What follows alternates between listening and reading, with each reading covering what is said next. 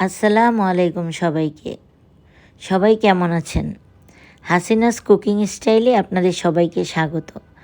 আজকে যে রেসিপিটা আমি আপনাদের সাথে শেয়ার করতে যাচ্ছি, এটা আমার অনেক বছর আগের রেসিপি। এটা আমার রেসিপিও বলবো না। তখন সুপ্রিয়া দেবী উত্তম কুমারের সাথে যিনি অভিনয় নায়িকা ছিলেন, সুপ্রিয়া দেবীর একটা রেসিপি চ্যানেল ছিল। সেখানে দেখাতো কুকিং চ্যানেল। সেখানে এই চিকেনটা রান্না করা আমি শিখেছিলাম। সুপ্রিয়া চিকেন নামে প্রসিদ্ধ। তো এখানে আমি দেড় টেবিল চামচ পরিমাণ আদা রসুন বাটা দিয়ে দিলাম, আর 1 কাপ পরিমাণ টক দই দিয়ে দেব। এখানে আমি 1.5 কেজি পরিমাণ চিকেন নিয়েছি, মানে মুরগির মাংস নিয়েছি। এটা আপনি দেশি মুরগির মাংস নিতে পারেন বা ব্রয়লার চিকেনও নিতে পারেন। তো এখানে আমি স্বাদ মতো লবণ দিয়ে দেব, লাগলে পরিমাণে আবার পরে অ্যাড করব। তো যেই কথা বলছিলাম, এটাকে আমি ম্যারিনেট করে রাখবো। আপনি চাইলে 10 মিনিট রাখতে পারবেন, চাইলে আপনি এটা আধা ঘন্টাও রাখতে পারবেন।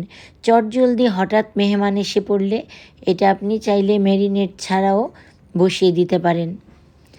তো সেই সুপ্রিয়া দেবীর সেই চিকেন রেসিপিটা আমার আজও মনে গাঁথা আছে। তো অনেক দিন হয়েছে এই রেসিপিটা করা হয় না, তাই ভাবলাম আজকে যখন চিকেন রান্না করব, তো আজকে এই চিকেনটা করেই ফেলি। সেজন্য আপনাদের সাথে শেয়ার করতে চলে এলাম। টক দই, আদা রসুন বাটা, লবণ দিয়ে আমি চিকেনটাকে ম্যারিনেট করে রাখবো কিছুক্ষণ। তারপরে কড়াইতে দিয়ে দিব সাদা তেল। সাদা তেলের মধ্যে আমি কিছু পেঁয়াজ ভেরেস্তা করে নেব। আন্দাজের চেয়ে একটু বেশি পেঁয়াজই ভেরেস্তা করতে হবে, যেটা আমি পরেও কাজে লাগাবো। তো পেঁয়াজটা আমি খুব একটা কড়া ভাজবো না, কিন্তু বাদামি কালার হতে হবে। আর এখানে আমি প্রায় 1.5 কাপ পরিমাণ পেঁয়াজ নিয়েছি।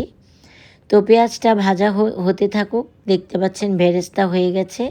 কথায় কথায় কিন্তু আমার পেঁয়াজ ভেরেস্তাটা একটু বেশি পরিমাণেই লাল হয়ে গেছে।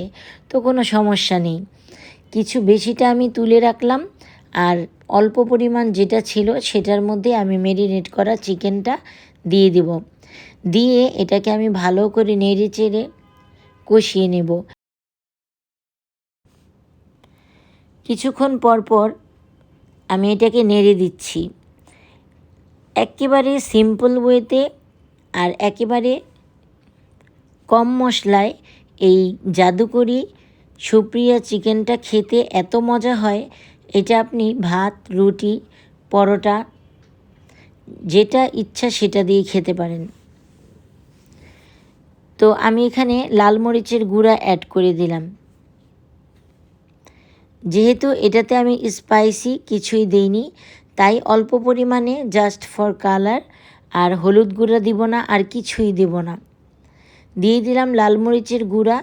এখন এটাতে টক দইটা থেকে পানি এসেছে, সেই পানিগুলোকে শুকাবো বা রান্না হবে। এই টক দইয়ের পানির মধ্যেই রান্নাটা হবে। কিছুক্ষণ পর পর আমি এটাকে নেড়ে দিচ্ছি। এটাতে এখন দিয়ে দিলাম আমার স্পেশাল যে গরম মশলার গুঁড়াটা আছে, সেই গুঁড়াটা দিয়ে দিলাম। মাংস রান্না করব, কিন্তু গরম মশলা হবে না তা তো হতে পারে না। এখন আমি সেই বেরেস্তা যেটুকু উঠিয়ে রেখেছিলাম সেটুকুও দিয়ে দিলাম। যেহেতু ব্রয়লার চিকেন হতে সময় লাগে না, তো এভাবে আমি রান্না করে নিব। এটাতে আর কোনো পানি বা অন্য কোনো দুধ বা কিছুই অ্যাড করা লাগবে না, লিকুইড। সেই টক দইয়ের পানিতেই কিন্তু চিকেনটা রান্না হয়ে যাচ্ছে। বড়জোর এটা রান্না করতে আপনার আধা ঘন্টা সময় লাগবে। গেস্ট আসলে বসে কথা বলতে বলতেই রান্নাটা চটজলদি কিন্তু হয়ে যাবে। এখানে আমি এটা নিজের একটা ভেরিয়েশন আনার জন্য 1/2 টেবিল চামচ পরিমাণ ঘি দিয়ে দিলাম। ঘি দিলে এটার টেক্সচারটা একটু ভালো আসবে।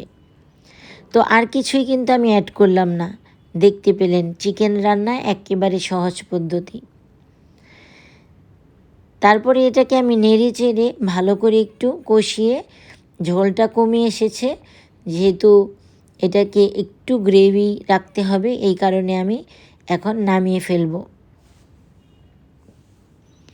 তো নামিয়ে আমি এটাকে পরিবেশন করে নিচ্ছি। দেখতে পাচ্ছেন এটার গ্রেভিটা কতটা সুন্দর হয়েছে। মাশাল্লাহ, খেতেও খুব মজা হয়েছে।